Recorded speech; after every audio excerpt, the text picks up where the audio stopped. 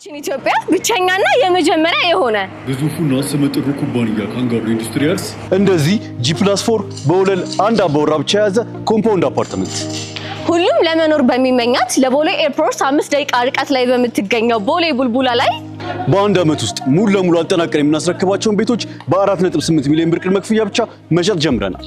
ቤቶቻችን ባለ 2 እና ባለ 3 መኝታ ቤቶች ሲሆኑ ባለ 2 መኝታ 107 ካሬ በ13.7 ሚሊዮን ብር ሙሉ ክፍያ በ4 ሚሊዮን ብር ደግሞ 30% ቅድመ ክፍያ ባለ 3 መኝታ 130 ካሬ ሲሆን በ16 ሚሊዮን ብር ሙሉ ክፍያና በ4.7 ሚሊዮን ብር ሙሉ ክፍያ ለ5 ቀን ብቻ የሚቆይ ቅናሽ አድርገን ሽያጭ ጀምረናል።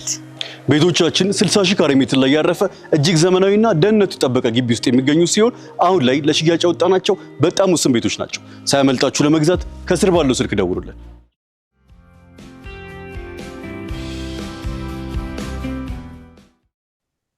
በመስተለን ክቡራን ተመልካቾቻችን ሲሳይ አጌና ከሉዓላዊ ሚዲያ ሐሙስ ሐምሌ 2 2018 ዓመተ ምህረት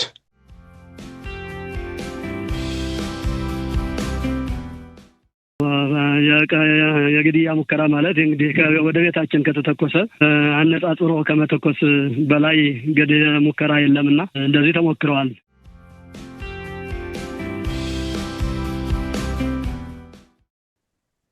በሌላም በኩል ደግሞ በተደራጀ መንገድ ሳይሆን ህወሓት እንደ ቡድን ወይ ደግሞ የህወሓት ታጣቂ አዛዦች እንደ ቡድን አቅደው ሳይሆን እዝና ቁጥጥር በአብዛኛው እየላላ በመምጣቱ የተቆጡ ያኮረፉ ሰዎች በግላቸው ሞክረው ሊሆን ይችላል።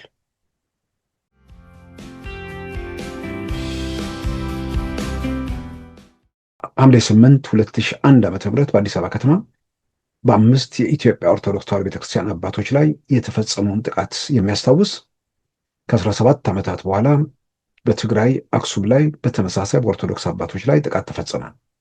መጀመሪያውን መዝያ ለ30 ደቂቃ ያህል ደብድበው በትልቅ እንትን ነው ገነጣጠሉት።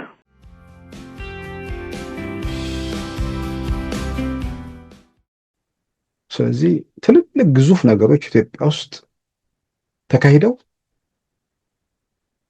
ያኔ በቲፒኤልኤፍ ዘመን ከተፈጸሙ አንፃር ግዙፉ ነገር ሲፈጸም ንዝረቱ ያልተሰማቸው ሰዎች ዛሬ በኮሽታ ሲደነብሩ አያለው። እናም የነበረውን ነገር ለእኚህ ሰው ሳስረዳቸው ገረማቸው፣ ደነገጡ።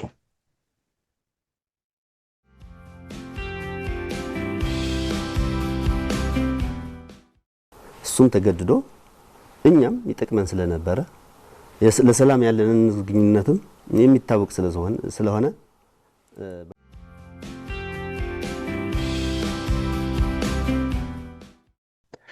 በዛሬው ፕሮግራማችን በእነዚህና በሌሎች ወቅታዊ ጉዳዮች ላይ ትኩረት አድርገናል። አሁን ወደ ዕለቱ ዜና እናመራለን።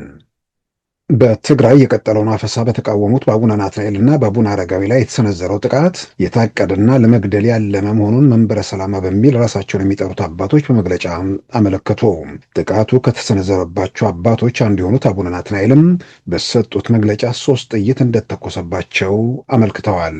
በትግራይ የቀጠለው ወታደራዊ አፈሳ በቤተክርስቲያን ቅጥር ግቢ ውስጥ ጭምር መፈጸሙን በማውገዝ ድርጊቱ እንዲቆምና የተወሰዱትም የአብነት ትምህርት ቤት ተማሪዎች እንዲመለሱ ጥሪ ያቀረቡት ብፁዕ አቡነ ናትናኤል እርምጃውን ከደርግ ጊዜ ጋር በማመሳሰል ከሳምንት በፊት መግለጫ መስጠታቸውም ይታወሳል። ብጣዕሚ ክኹነን ክወገዝ ዝግብኦ ክፉእ ሓሳብ እዩ። ኣነ እዚ ኣብ ዝሰምዐ ኩሉ ሰዓት ኣብ ዝተረዳእ ኩሉ ሰዓት ዘመን ደርግ ዶ ተመሊሱ ይኸውን ኢለ እውን ተመሊሰ ክሓስብ ጀሚረ። ይህንን መግለጫቸውን ተከትሎ የዶክተር ደብረጽዮን ቡድንን የሚደግፉ አክቲቪስቶች አቡነ ናትናኤልን የሚያወግዝና የሚያሳስብ ብሎም ይቅርታ እንዲጠይቁ የሚያስጠነቅቅ መልእክቶችን አስተላልፈዋል። ምናልባትም የግድያ ሙከራው ከዚህ ጋር የተያያዘ ይሆን በሚል ቢቢሲ ጥያቄ ያቀረበላቸው አቡነ ናትናኤል በማህበራዊ ሚዲያ አጀንዳ እንደነበሩ አስታውሰው በጉዳዩ ላይ አስተያየታቸውን ሰጥተዋል። በማህበራዊ በሶሻል ሚዲያ ዙሪያ አጀንዳ ሆኜ እንደሰነበትኩኝ አውቃለሁኝ።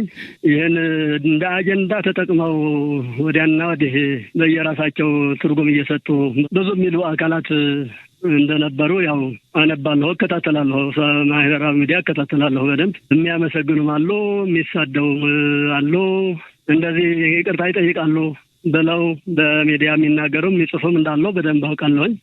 ይሁን እንጂ ሰብ ሀሳብ አይከለከልም። ሀሳባቸውን ነው። እኔ ሀሳቤን የተናገርኩኝ ለትውልድ ይሆናል፣ ለሀገር ይጠቅማል፣ እውነት መስሎ የታየኝን ነው የተናገርኩኝ። አንድ ሰው ደግሞ እውነት በመናገሩ ሌላ ነገር ይመጣበታል ብዬ ብዙም አላስብምና አሁን የዚህ ሙከራ ከሱ ጋር የተያያዘ ይሆናል ብዬ መገመት አልችልም። እኔ ማክሰኞ ምሽት ሰኔ 30 2018 ከሌሊቱ 6 ሰዓት ተኩል በአክሱም ከተማ በጳጳሳት ማረፊያ ላይ ጥቃቱን የከፈቱት እነማን እንደሆኑ በግልጽ የታወቀ ነገር ባይኖርም 3 ጥይቶች መተኮሳቸውን አቡነ ናትናኤል ገልጸዋል። በጥቃቱ ቃጠሎ ለመከሰቱም ተመልክቷል።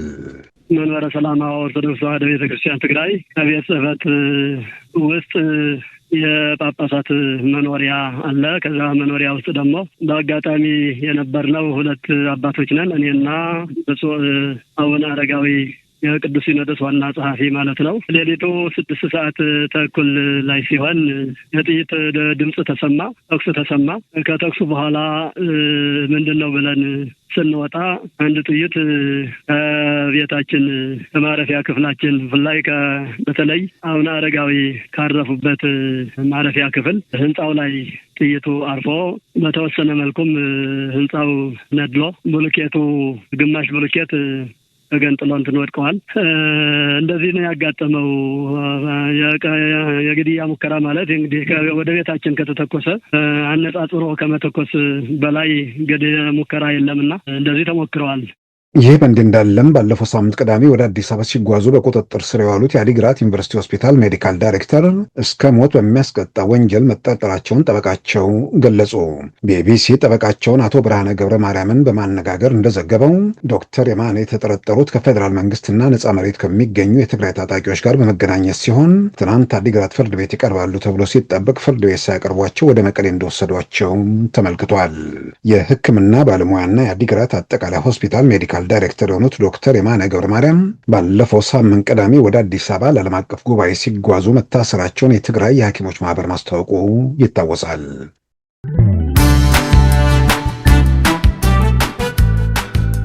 ሉዓላዊ ሚዲያን ይደግፉ። ስራዎቻችንን ለብዙ እንድናደርስ ሰብስክራይብ፣ ሼር፣ ላይክ በማድረግ ሉዓላዊ ሚዲያን ያጠናክሩ። እውነትን እንዘግባለን፣ ኢትዮጵያዊነትን እናቀነቅናለን። መድረኩ ግን ለሁሉም አመለካከት ክፍት መሆኑን እናረጋግጣለን። ሉዓላዊ ሚዲያ።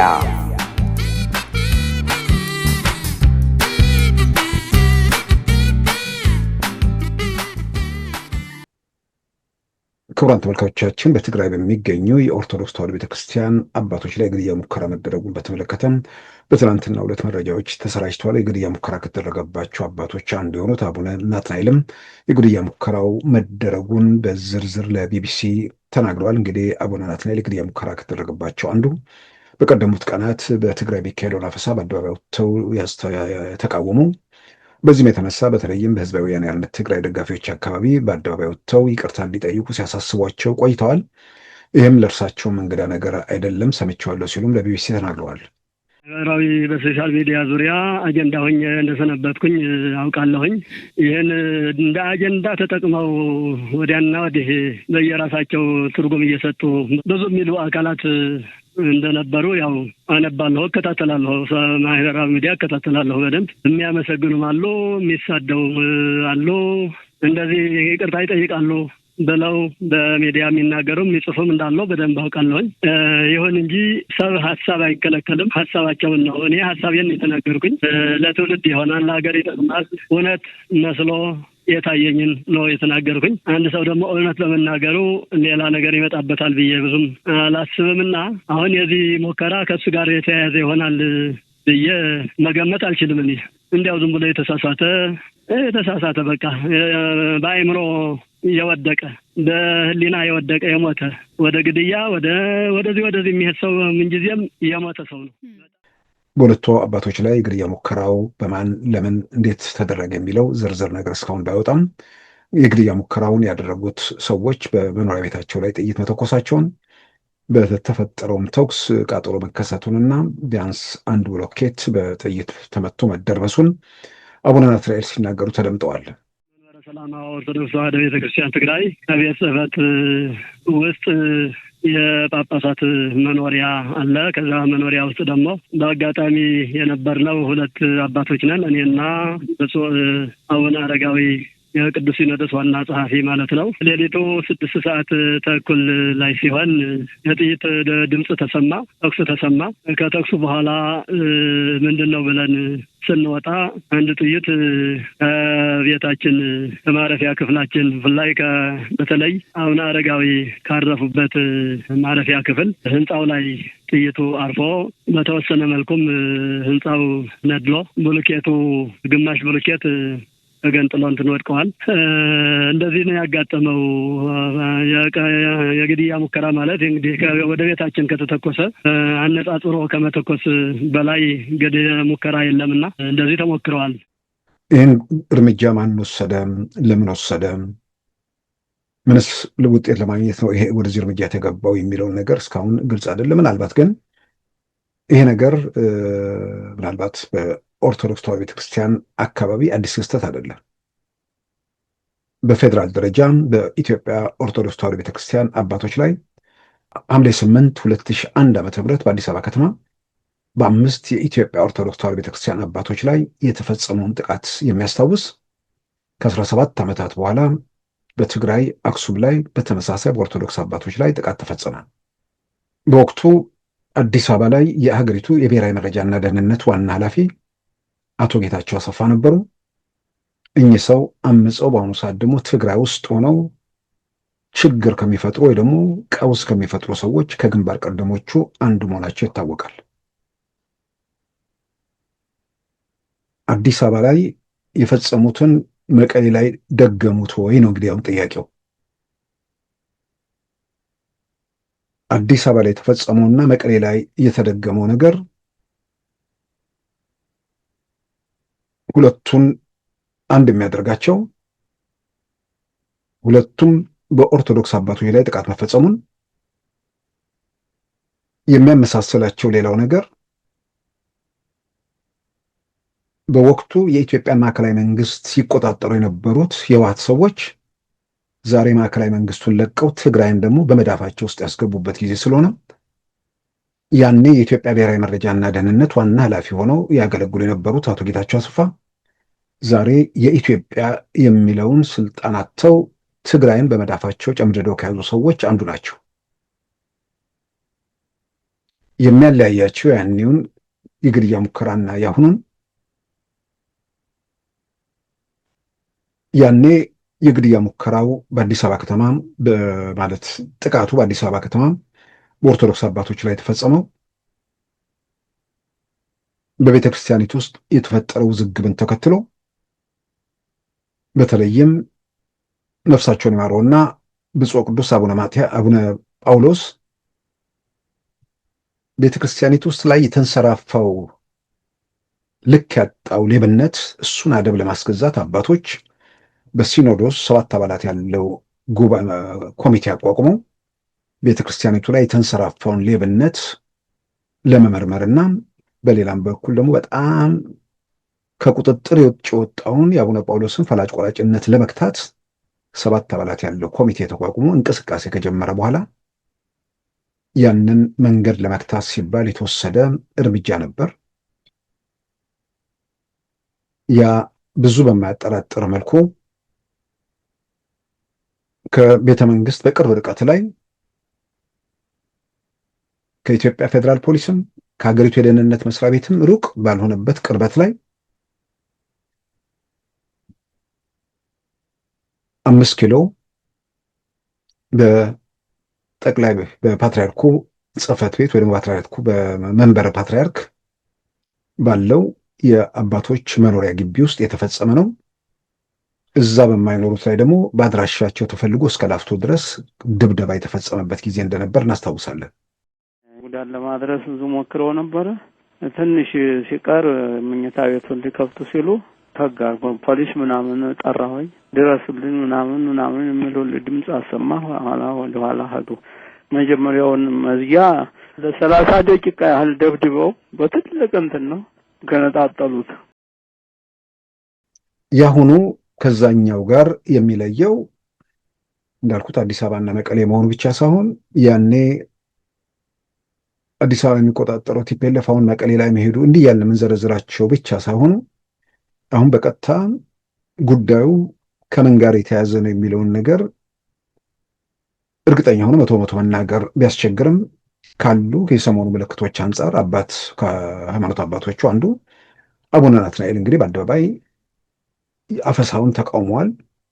ያ ተቃውሟቸው ኃይለኛ ቁጣ ቀስቅሷል። በቲፒኤልኤፍ ካምፕ ቁጣ መቀስቀስ ብቻ ሳይሆን እሳቸውን በአደባባይ ወጥቶ የሚያስፈራሩ የቲፒኤልኤፍ አክቲቪስቶችም የነበሩበት ሁኔታ ስለሆነ ከዛ ጋር የሚያያዝ እድሉ ሰፊ ነው። ያው አንድ አካል ወደ ምርመራም ወደ ምንም ሲሄድ የነበሩ ሂደቶችን ነጠብጣቦችን እየገጣጠመ ማን ለአደጋው ቅርብ ነው ወይ ደግሞ አደጋውን ለማድረስ ማን የበለጠ ወደዚህ ሂደት ውስጥ ይገባል የሚለውን ነገር ለመመርመር እድል የሚሰጡ ነገሮች አሉ። በሌላም በኩል ደግሞ በተደራጀ መንገድ ሳይሆን ህወሓት እንደ ቡድን ወይ ደግሞ የህወሓት ታጣቂ አዛዦች እንደ ቡድን አቅደው ሳይሆን እዝና ቁጥጥር በአብዛኛው እየላላ በመምጣቱ የተቆጡ ያኮረፉ ሰዎች በግላቸው ሞክረው ሊሆን ይችላል። ነገር ግን በሃይማኖት አባቶች ላይ በጳጳሳት ላይ የተፈጸመ ግድያ ትልቅ የግድያ ሙከራ ትልቅ አርስቶ ነው። የክልሉ ፕሬዝዳንት ጭምር አደባባይ ወጥተው ያው የክልል ፕሬዝዳንት ነን ስላሉ ብዬ ነው። የክልሉ የፖሊስ ኃላፊዎች የሚመለከታቸው ባለስልጣናት ሁሉ በአደባባይ መግለጫ መስጠት የሚገባቸው ቢሆንም ቲክቫ ላይ ሳነብ የአክሱም ከተማ ፖሊስ ተጠርጣሪውን ይዘነዋል፣ ብዙ ማጋነን አያስፈልግም አሉ። የሃይማኖት አባት ላይ ግድያ ሙከራ ተደርጎ ምንድንስ ነው የተጋነነው? ግድያ ሙከራ ተደረገ።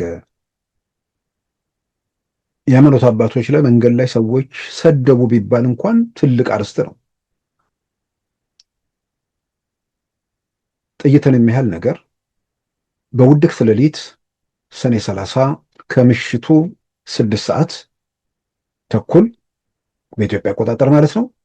ሰኔ 30 ከምሽቱ 6 ሰዓት ተኩል ላይ በውድቅት ሌሊት አባቶቹ መኖሪያ ድረስ ሄዶ ጥይት የሚተኩሰው ማን ነው? ያ ጥይት ሲተኩስ እዛው አክሱም ያሉ ጥበቃ ላይ ያሉት ሰዎች ኃላፊነታቸውን በአግባቡ ተወጥተዋል ወይ? በሰማናቸው አንዳንድ መረጃዎች ተኩሰው ሲሄዱ እነሱም ጥይት ተኩሰው ነበር የሚል መልስ አለ። የአክሱም ከተማ ደግሞ ፖሊስ አንድ ጥይት ብቻ ላይ ተኮሰው ይላል። አባቶቹ ተከታታይ ተኩስ ቢያንስ 2 ነው 3 መስማታቸውን ይናገራሉ።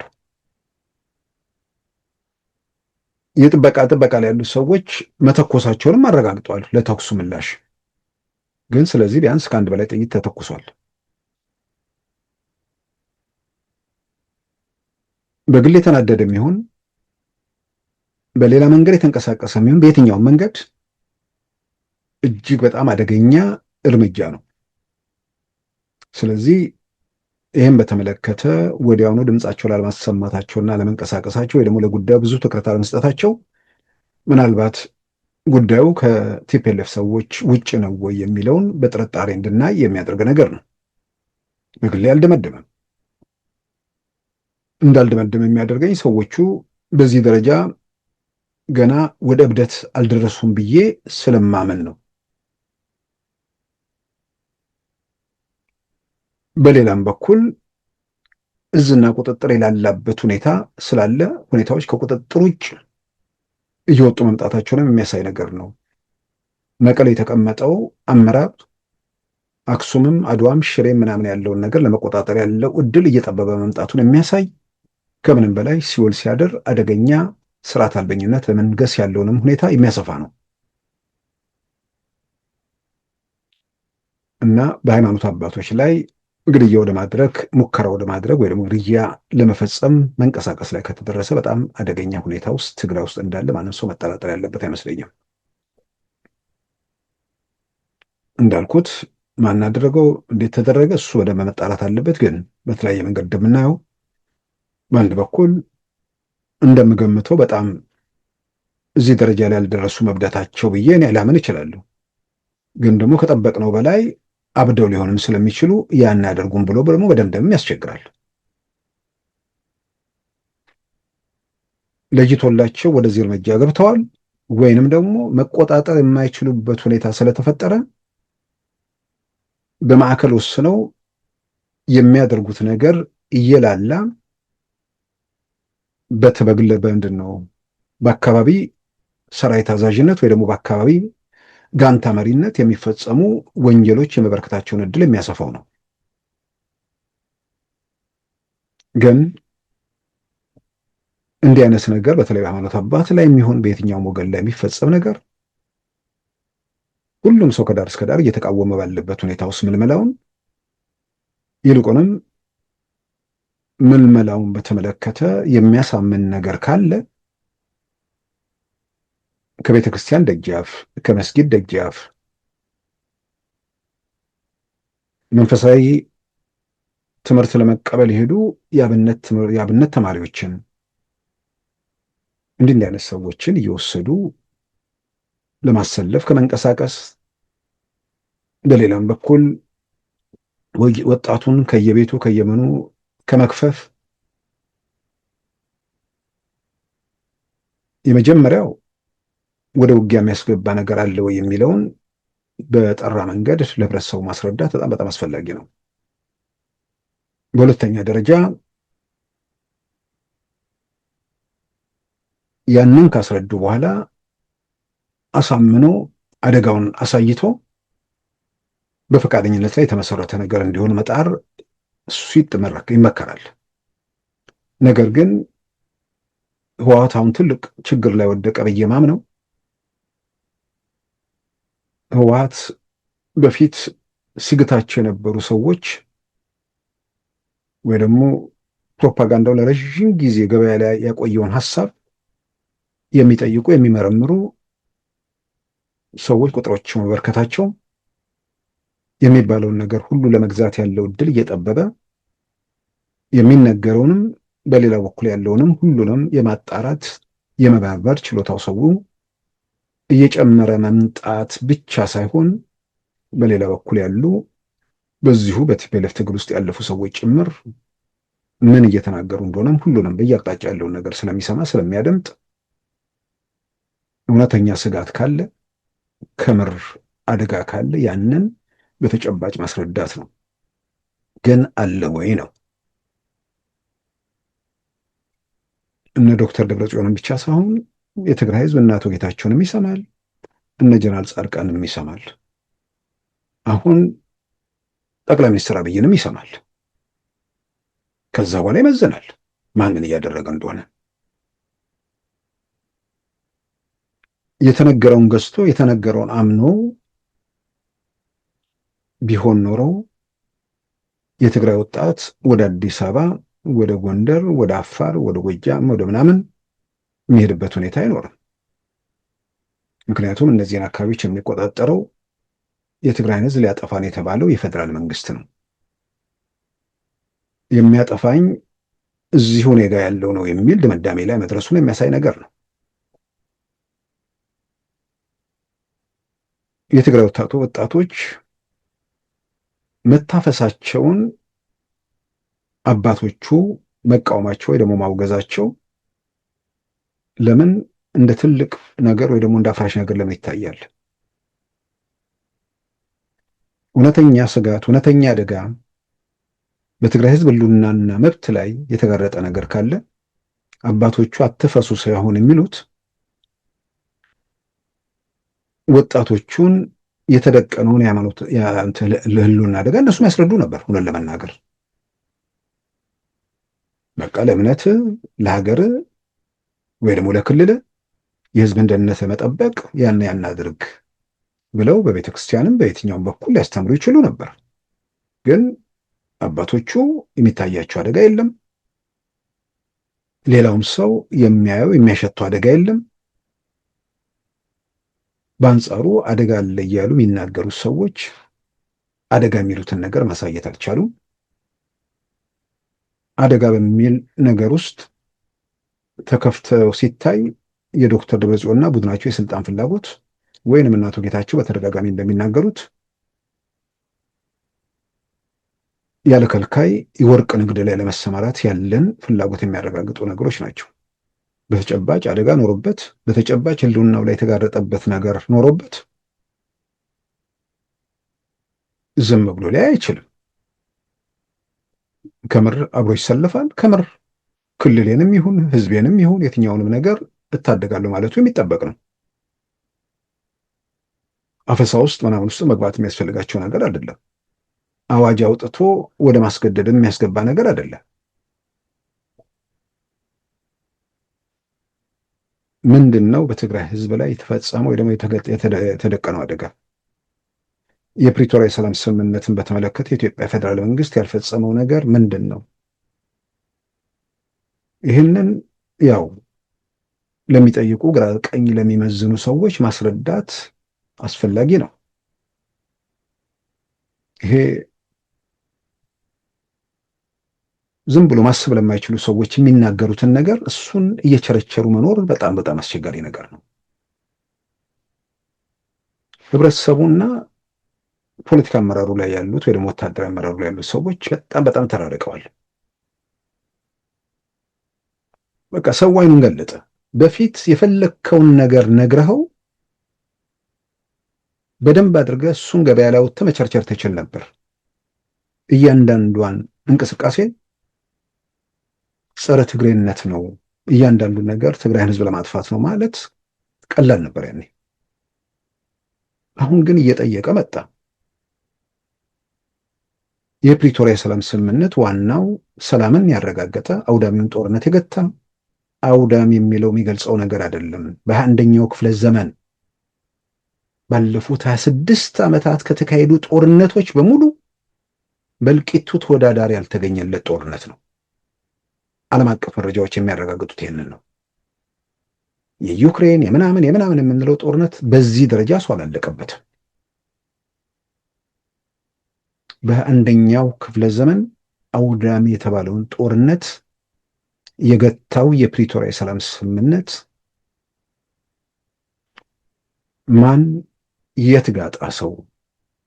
በሰላም ስምምነቱ መሰረት ሰላምን ለማረጋገጥ እንቅፋት የሆነው ማን ነው? ብዙ ጊዜ የሚነሳው የተፈናቃዮች ጉዳይ አሁን እናቶ ጌታቸው ደጋግመው ተናግረውታል። ብዙ ጊዜ አደባባይ ወጥቷል። ተፈናቃዮቹ ዛሬም በቁርና በሐሩር እንዲሰቃዩ እያደረገ ያለው የዶክተር ደብረጽዮን ቡድን አይደለም?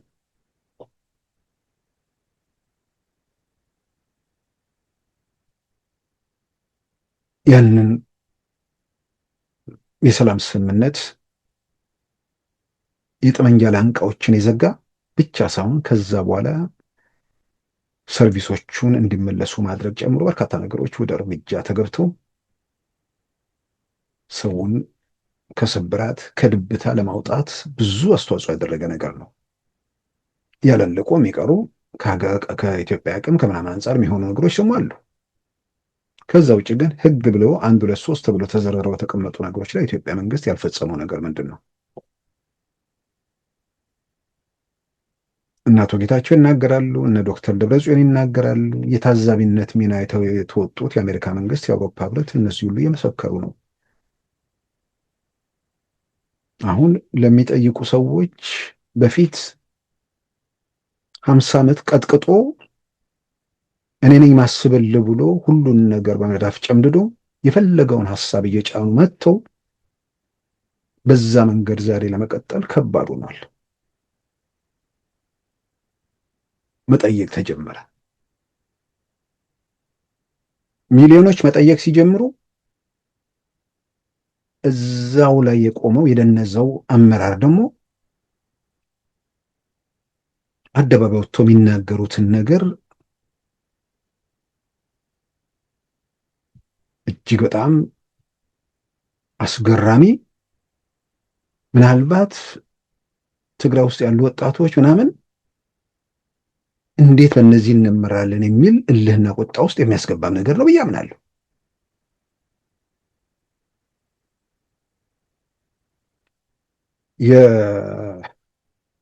የፕሪቶሪያ ሰላም ስምምነት እያነሳው ነበርና ስለ ፕሪቶሪያ ሰላም ስምምነት ትላንትና አንዱ የቲፒኤልኤፍ ባለስልጣን የኮሚኒኬሽን ነው ምናምን ኃላፊ የሆኑ ሰው ድሮ የአቶ ጌታቸው ረዳን ቦታ ማለት ነው የአቶ ጌታቸው ረዳን ቦታ ይመስለኛልና የያዙ ሰው ትናንት መግለጫ ይሰጡ ነበር። የፕሪቶሪያ የሰላም ስምምነት የኢትዮጵያን መንግስት አስገድደን ያስፈረምነው ስምምነት ነው ይላሉ። የብልጽግና መንግስት የፕሪቶሪያው የሰላም ስምምነት የፈረመው በትግራይ ሰራዊት ከትግራይ ተሸንፎ ስለወጣና የትግራይ ህዝብና መንግስት ለሰላም ባላቸው ጠንካራ አቋም መሆኑን የህወሓት ቃል አቀባይ አቶ ሚካኤል አስገዶም ገለጹ። እሱም ተገድዶ እኛም ይጠቅመን ስለነበረ ለሰላም ያለንን ግንኙነትም የሚታወቅ ስለሆነ የሰላም ድርድር ይህንን ትግራይ ቴሌቪዥን ቁጭ ብሎ የሰማ ሰው ከዛ በኋላ ቴሌቪዥኑ በሚቀጥለው ቀን አይመስለኝም ወይንም ህወሓት ሄዶ እንደዚህ አይነት ሰዎች እጅ በቃ ተጠቅሎ ገባው የሚል ንዴት ይሁን ቁጭት ይሁን ምናምን እንደሚፈጥርም አልጠራጠርም። ሁሌም ይሉታል፣ ይሄን እኮ በተደጋጋሚ ይሉታል።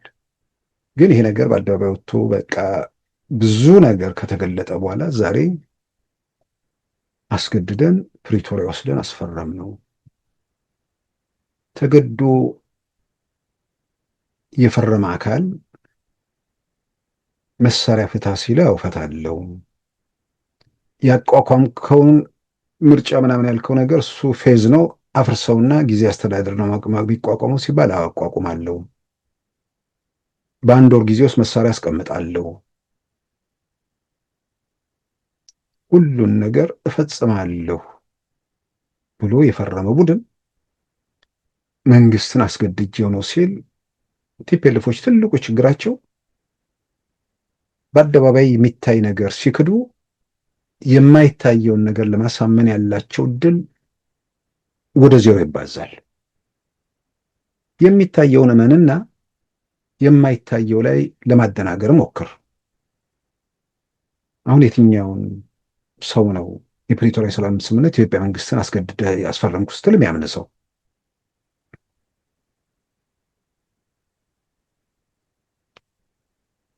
በእምነት አባቶችም ይሁን በምሁሩም ይሁን በእናቶችም በአባቶችም በወጣቶችም በሁሉም የጋራ ግንዛቤ የተገኘበት ሁኔታ እንዳለ በተለያየ መንገድ እንረዳለን። ምናልባት ዛሬ ላይ ጥያቄው ይሄ ስርዓት አልበኛ የሆነ ቡድን፣ ይሄ ህግና ስርዓት ያፈረሰ ቡድን ወደ 5 እና ከዛ በላይ ሚሊዮን ህዝብ አግቶ እስከ መቼ ድረስ ይቀጥላል የሚለውን ዋናው ጉዳይ። እሱም በተመለከተ እንግዲህ ነው ሁሉም ሰው መውጫ መንገድ የግድ ያስፈልጋል። አንድ ቦታ ላይ በዚህ ሁኔታ ብዙ ርቀት መሄድ የሚቻል ነገር አይመስለኝም። የበጀት ጉዳይ አለ፣ የምናምን ጉዳይ አለ ምናምን። በጀት ተከለከልን፣ ነዳጅ ተከለከልን። የፕሪቶሪያ የሰላም ስምምነት ከፋኖ ጋር ከሸኔ ጋር እንዳትተባበር አልተባበርም ብለህ ፈርመሃል። በፕሪቶሪያ የሰላም ስምምነት ከሻዕቢያና ከሌላው ጋር አልተባበርም ብለህ ፈርመሃል። ወደ ሱዳን ሰራዊት ለማጓጓዝ ወይ ደግሞ የትግራይ ልጆችን እዛ በሽያጭ ለማስተላለፍ ነዳጅ የኢትዮጵያ መንግስት መስጠት የለበትም። ቲፒኤልኤፍ ለስልጣን አሁን ለምናምን ወታደሮች ለማመላለስ የኢትዮጵያ መንግስት ነዳጅ እንዲልክ አይጠበቅም። የፕሪቶሪያ የሰላም ስምምነት የተቋቋመውን መንግስት ያፈረሰውን አካል ጋር እንዴት አድርጎ ሊተባበር ይችላል? የመጀመሪያው ነገር የፕሪቶሪያ ሰላም ስምምነት የህግ በላይነትን ማረጋገጥ ነው። የትኛውም ህግ ላይ የህግ በላይነት መረጋገጥ ነው ዋናው መሰረቱ። ካልተከበረ ከዛ በኋላ ያለው ነገር እንዴት ሊከበር ይችላል?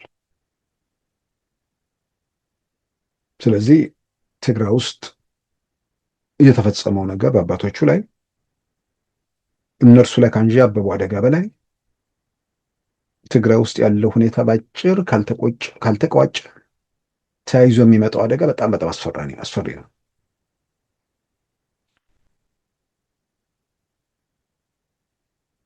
የፖለቲካ አመራሩን የያዙት ሰዎች የጦር አዛዦቹን የመቆጣጠር አቅም የላቸውም። የጦር አመራሮቹ እርስ በርስ መደማመጥ የሚችሉበት እድል ጠባብ ነው። የሆነ ግንባር አዛዥ የሌላውን ግንባር አዛዥ ሊያዘው አይችልም። ስለዚህ በተለያየ መንገድ የጦር አበጋዞች የሚፈነጩበት እየቆየ ደግሞ ሲመጣ ከዛ ውስጥ የሚፈነካከቱ ኃይሎች እንደገና የሚበረክቱበት የመሆን እድሉ ሰፊ ነው እና ይህንን ባጭር ለመቅጨት እና አንድ ልባን ለመስጠት በሚደረገው ነገር ላይ ማን ምን ማድረግ አለበት የሚለው ላይ በደንብ በሰከነ መንገድ ማየት መመርመሩ በጣም አስፈላጊ ነገር ነው። ምናልባትም እዚህ ጨዋታ ውስጥ ያሉት የዶክተር ደብረጽዮንና ሌሎቹ በመጨረሻው ሰዓትም ቆም ብለው ነገሮችን ማየት መመርመር ይጠቅማቸዋል። የተወሰነ ጊዜ አልጋቸው ላይ ጋደም ብለው በጥሞና 5 ደቂቃ ከ2013 እስከ 2018 ያለውን 5-6 ዓመት መገረብ ነው። በቃ ቀስ እያሉ እንትን ማለት ምን ነበር? የት ነበርን? ዛሬ የት ነን? በአንጻሩ ፌዴራል መንግስት የት ነበር? ዛሬ የት ነው? ዓለም አቀፉ ማህበረሰብ የት ነበር? ዛሬ የት ነው? የትግራይ እስከምንም በላይ ባለቤቱ የትግራይ ህዝብ የት ነበር? ዛሬ የት ነው? ይህንን በደንብ በጥሞና ነገሮችን መርምረው በደንብ ከገመገሙ ከሰዓት ጋር እየተጫወቱ መሆኑን ይረዳሉ። የእድሜ ዘመናቸውን ወይ ደግሞ በነፃነት የመንቀሳቀስ ጊዜያቸውን እድላቸውን እያጠበቡ መሆኑን ይገነዘባሉ። ምናልባት ዓላማቸው ረዥም ጊዜ ወርቅ መነገድ ከሆነ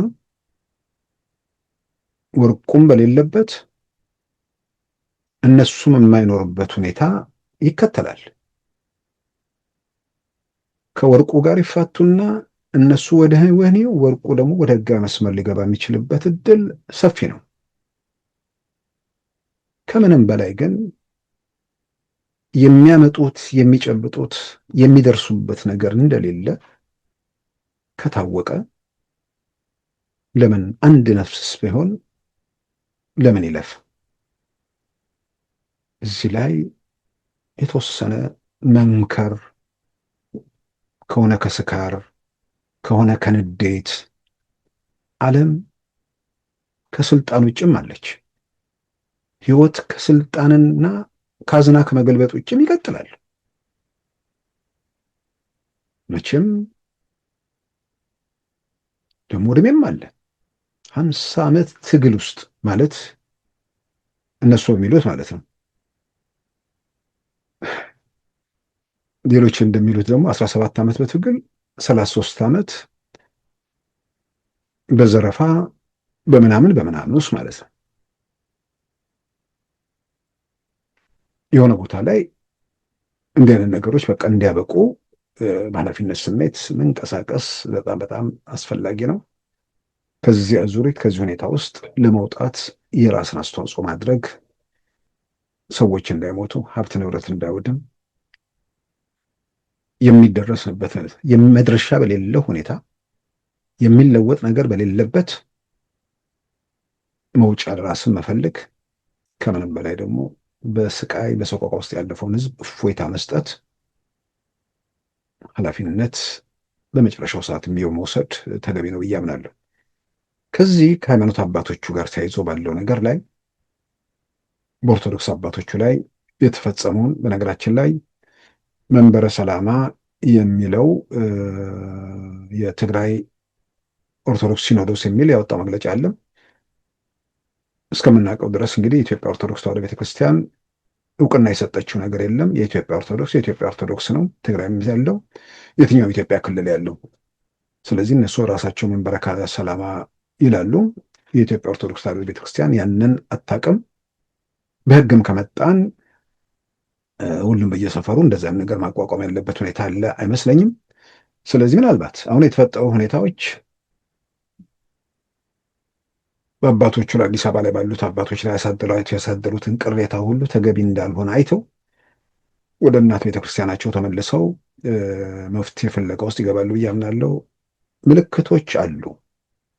ከምልክቶቹ አንዱ የፖለቲካ ጉዳይ ዋና አስፈጻሚ ተብሎ የሚጠቀሱት በዛ ሂደት ውስጥ ዋና ተዋናይ የሆኑት አባ ሰረቀ ብርሃን እሳቸውን አባቶቹ አግልለዋቸዋል። ወደዛ ወደ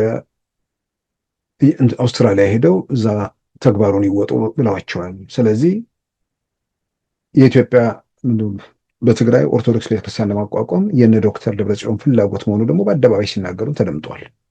ስለዚህ የፖለቲካ መሳሪያ የፖለቲካ ፍላጎት ማስፈጸም ሲባል የተቋቋመ መሆኑን የሚያሳዩ ነገሮች አሉ። በእነሱ በኩል የተወሰነ ቅሬታ ሊኖር ይችላል። ዞሮ ዞሮ ግን የቤተክርስቲያኒቱ መሰረት በሆነ የሆነ ቦታ ላይ የሚፈጠሩ ችግሮች ለእነሱም ለዋናውም ለሁሉም የሚጠቅም ነገር ስላልሆነ ምናልባት የሄዱበት መንገድ በተዛባ በተሳሳቱ መረጃዎችን ላይ ጭምር የተመሰረተ እንደሆነ ተገንዝበው ምናልባት የቤተክርስቲያኒቱን አንድነትም ለመመለስ እንዲህ አይነት አጋጣሚዎች በብዙ ይጠቅማሉ ብዬ አምናለሁ። መነጋገርና መወያየት ነው። አሁን አባቶቹ ላይ ሰኔ 30 ከምሽቱ 6 ሰዓት ተኩል ላይ የተፈጸመውን የግድያ ሙከራ ስናስታውስ ወይ ደግሞ ስንሰማ ወዲያው ወደ አእምሮ የመጣው ሐምሌ 7 ቀን 2001 ዓ.ም የዛሬ 17 ዓመት በኢትዮጵያ ኦርቶዶክስ ተዋሕዶ ቤተክርስቲያን አባቶች ላይ የተፈጸመው ጥቃት ነው። ይህን ለምንድን ነው ማነሳው? በአንድ መስመር እንዲህ ሆኖ ነበር ብሎ ማለፍ ይቻላል። ግን ቤተክርስቲያኒቱ አሁን የፖለቲካ ንግድ ማካሄጃ ስለሆነች በየሰፈሩ ተቧድኖ በየምኑ ሮጦ ተቆንጥጦ የትም እንደማይደርስ ያረጋገጠው ሁሉ ለመንጠልጠል ወይ ደግሞ ለመሳፈር የሚሞክረው ቤተክርስቲያኒቱ ላይ ስለሆነ ያንን ደግሞ ብዙሃኑን በመረጃ ጦት ውስጥ የሚዳክረውን ደግሞ እዚህ እንትን ውስጥ ለማስገባት ስለሚጥሩ በየጊዜ የነበሩ ነገሮችን ማስታወሱ በጣም በጣም አስፈላጊ ነገር ነው። በሆነ አጋጣሚ ያነሳሁት ይመስለኛል። አንድ ትልቅ ሰው የቤተ ክርስቲያኒቱ ሰው ናቸው፣ ግን ያው የዕለት ተዕለት ሁኔታ የሚከታተሉበት ሁኔታ የለም። ዛሬም አለም ትናንትም የስራ ባህሪያቸው ምናምን ሆኖ የዚህ ቤተክርስቲያን ጉዳይ ያው ሁሉም ሰው የሚያስጨንቅ ጉዳይ ነው። የቤተክርስቲያኑ ተወካይ ሆነም አይሆንም የሚፈጠሩ አንዳንድ ነገሮች የሆነ ቦታ ላይ የሚጎድል ነገር አጠቃላይ የሀገር ጉዳት ነውና በዛ ስሜት ብዙ ሰው ይጨነቃል። በአጋጣሚ ግን እኚህ ሰው ራሳቸው የኦርቶዶክስ ተዋሕዶ ቤተክርስቲያን ተከታይ ናቸውና የቤተክርስቲያኒቱ ያለፈችበትን ነገር አንዳንድ ነገር በዚህ ብዬ ምናምን ሂደቶቹን ትስል ደነገጡ።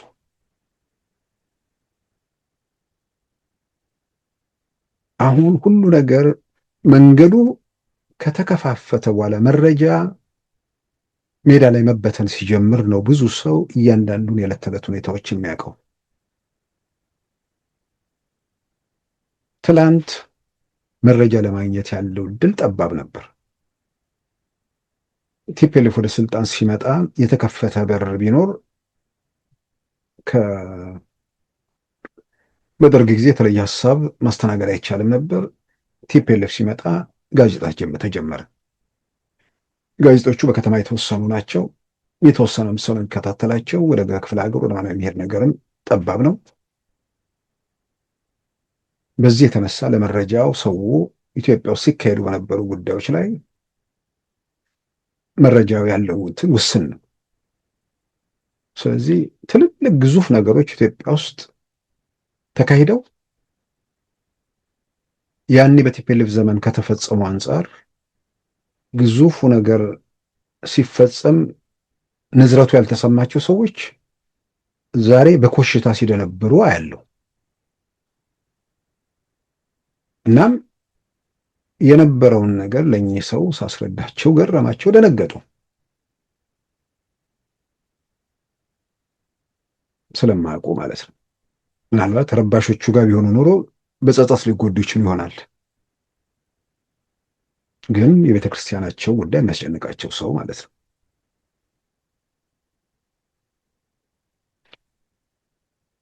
ብዙ ጊዜ በተደጋጋሚ ሳነሳ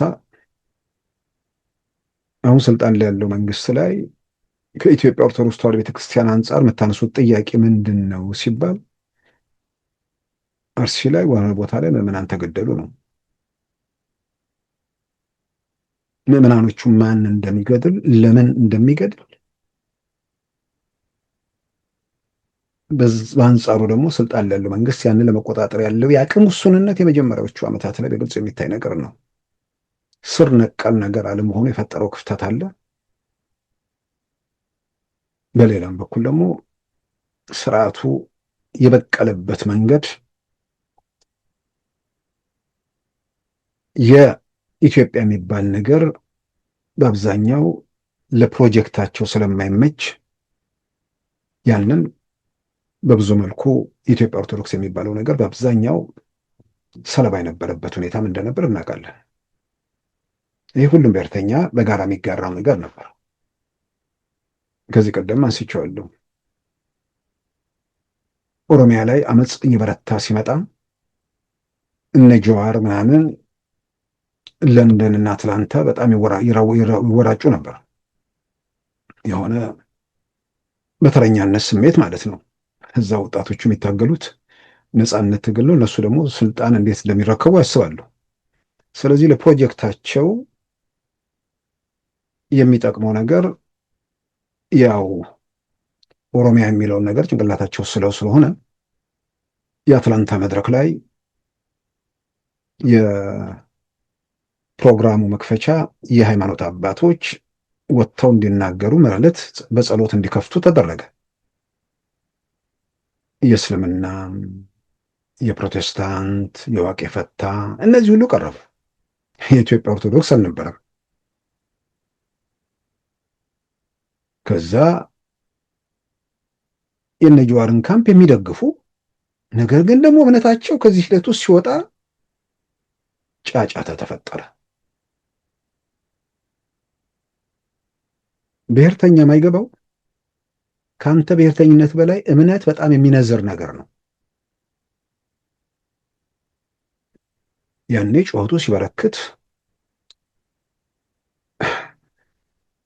የሆኑ የሃይማኖት አባትን ለሌላ ጊዜ ብለው ፍለጋ ውስጥ ገቡ። በወቅቱ መጀመሪያ የሰጡት መከራከሪያ ውጭ ሀገር የኦሮሞ ቄስ ስላጣን ነው አሉ።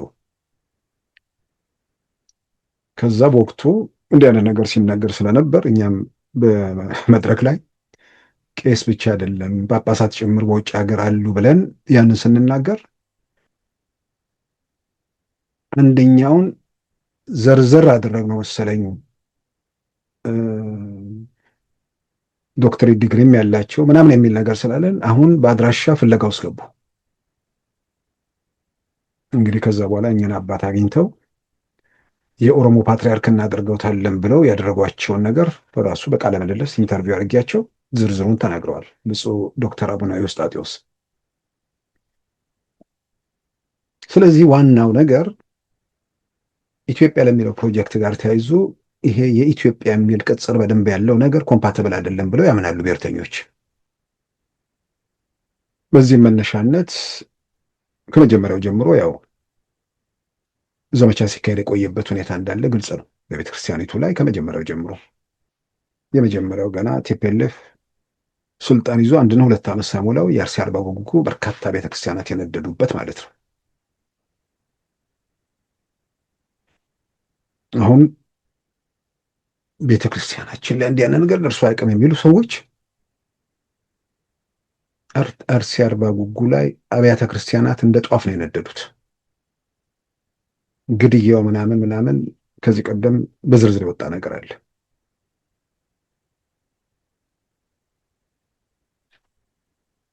አሁን የስልጣን ላይ ያለው መንግስት እዚህ ቤተክርስቲያን ቅጥር ግቢ ገብቶ ይህን ያደረገ የሚባል ነገር አለ።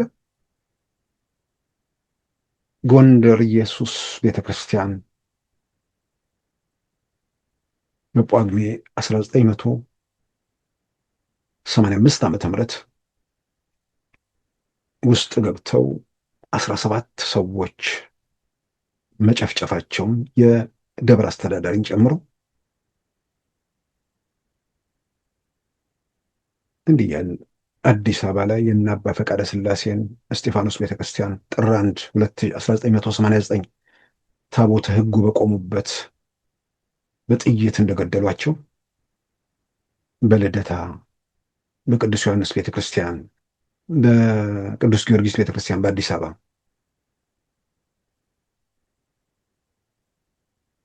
ቤተክርስቲያን ምናምን ላይ ደረሰች የሚሉ ሰዎች እጅግ የሚገርመኝ ብቻ ሳይሆን አንዳንዴ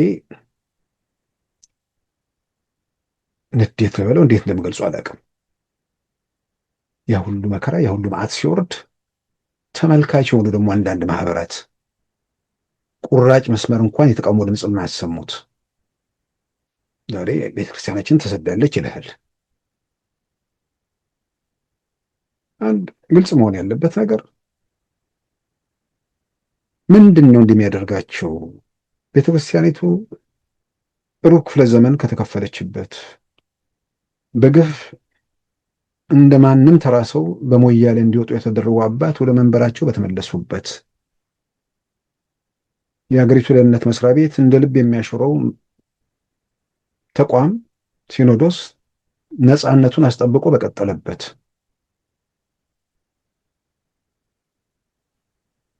በዚህም በዚያም ይደረጉ የነበሩ ነገሮች በቆሙበት ምንድን ነው እንዲህ የሚያደርጋቸው የሚል ነገር ሁሌም ከሰዎችም ከምንም ጋር እናወራለን።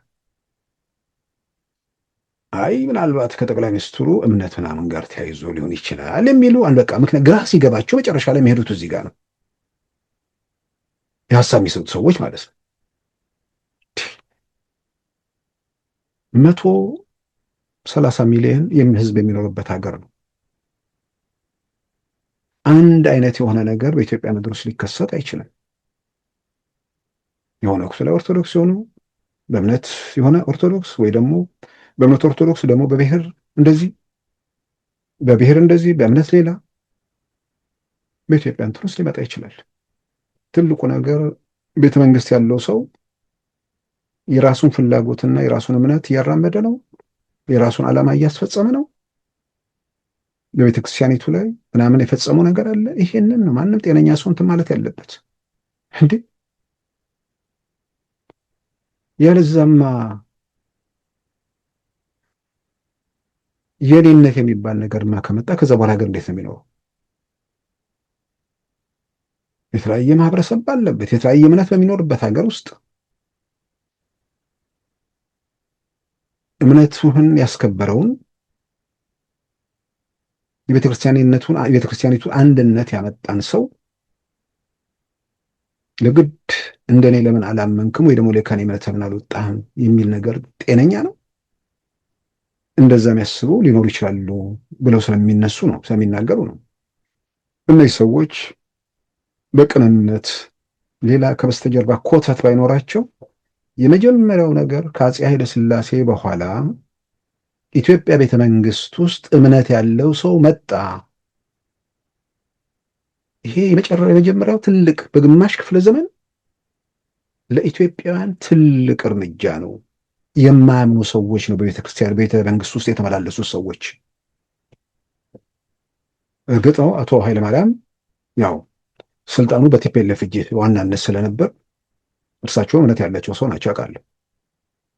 ግን ከነስልጣኑ የሚያምን ሰው ቤተ መንግስት ገባ። ይሄ ለኢትዮጵያ እጅግ እጅግ እጅግ ትልቅ ነገር ነው። እምነት ያለው ሰው ከሱ በላይ የሚገስጸው የሚፈራው ሰው እንዳለ የሚያምን ሰው ቤተ መንግስት መግባት ታላቅ ነገር ነው ለኢትዮጵያ። በ50 ዓመት ታሪክ ውስጥ አንድ እርምጃ ተራመድ።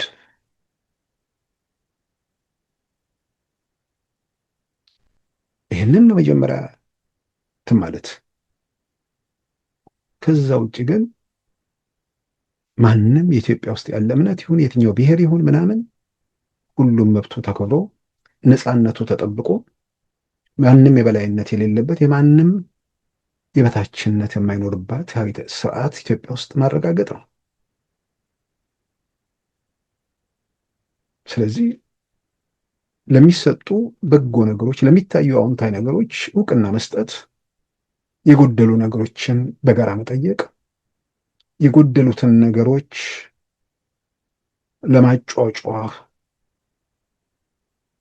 ሳይሆን መፍትሄ ፍለጋ ላይ መንቀሳቀስ በብዙ መልኩ ይጠቅማል።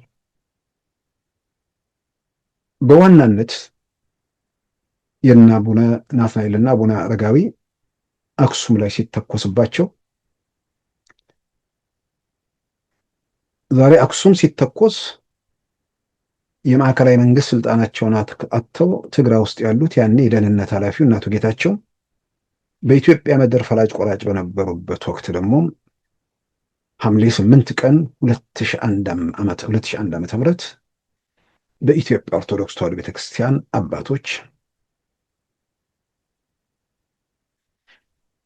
በነ ብፁዕ አቡነ ቄርሎስ በነ ብፁዕ አቡነ ፋኑኤል እና ሌሎቹ ላይ 5 አባቶች የኦርቶዶክስ ተዋሕዶ ቤተክርስቲያን አባቶች ከነቀኑ ረቡዕ ሐምሌ 8 2001 ዓመተ ምህረት ከምሽቱ 4 ሰዓት ከምናምን በር ሰብረው በር አስከፍተው ገብተው የጳጳሳቱ መኖሪያን በር አስከፍተው ገብተው እያንዳንዱን በር እየቆረቆሩ መዝጊያ እየሰባበሩ አባቶቹን ሲያስጨንቁ የነበሩት እስከ ዛሬም ያልተያዙት ሰዎች የደህንነት መስሪያ ቤት ባልደረቦች በኋላ የወጡ መረጃዎች ያረጋገጡት ነው። አይደለም የሚል ታዲያ በቤተ መንግስቱ ቅርብ ርቀት ውስጥ በሀገሪቱ ጸጥታ ተቋማት በአካባቢው ባሉበት ዋና ዋና እንትናቸው በአዲስ አበባ እዛ አካባቢ ባለበት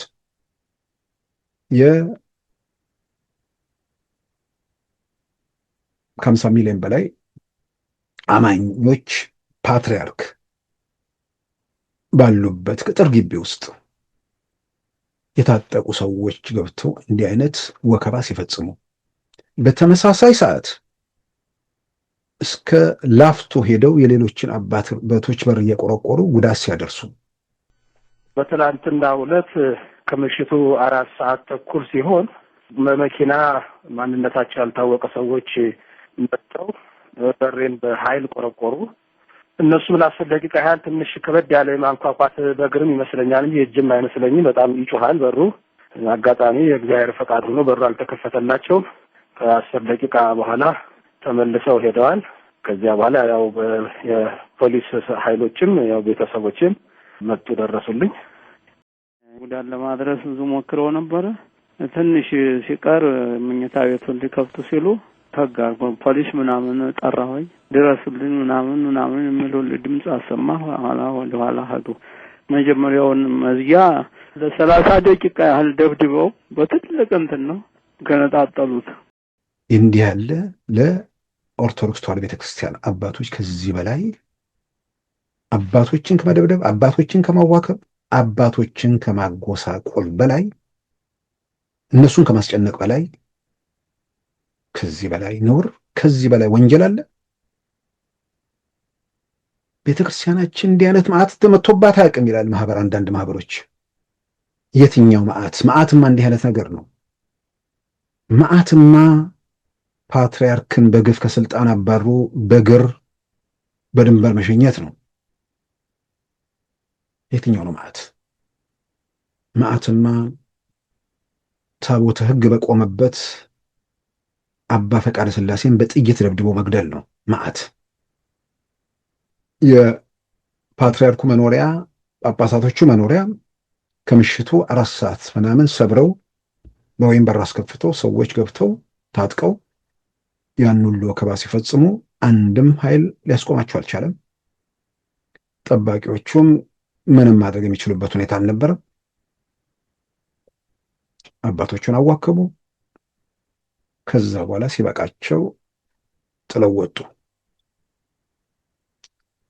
ምንድነው ለጥርጣሬ ምናምን ተብሎ የአቡነ ጳውሎስ መቋሚያ ያዥ ምናምን ታሰሩ ተባለ። 2 ቀን 3 ቀን ተፈተው ቆይተው ተፈቱ። በመቋሚያ ያዥ በመቋሚያ ነው በሩን እንትን ያሉት። ሚዲያው በመስፋቱ ሰው መረጃ ለማግኘት ያለው እድል በጣም ሰፊ በመሆኑ በነዛ ምክንያት የተፈጠሩ ነገሮች ውዥንብሩን እያሰፋው ቢቀጥልም ውዥንብሩ ከዚህ በላይ ብዙ ርቀት መሄድ የሚችልበት ርቀት እንደሌለም እሱን ማስገንዘቡ ተገቢ ነው ብዬ አምናለሁ። ክቡራን ተመልካቾቻችን የዛሬ ሐሙስ ሐምሌ 2 2018 ፕሮግራማችን በዚሁ ተጠናቋል። ጤና ይስጥልን። ሉዓላዊ ሚዲያን ይደግፉ። ስራዎቻችንን ለብዙ እንድናደርስ ሰብስክራይብ፣ ሼር፣ ላይክ በማድረግ ሉዓላዊ ሚዲያን ያጠናክሩ። እውነትን እንዘግባለን፣ ኢትዮጵያዊነትን እናቀነቅናለን። መድረኩ ግን ለሁሉም አመለካከት ክፍት መሆኑን እናረጋግጣለን። ሉዓላዊ ሚዲያ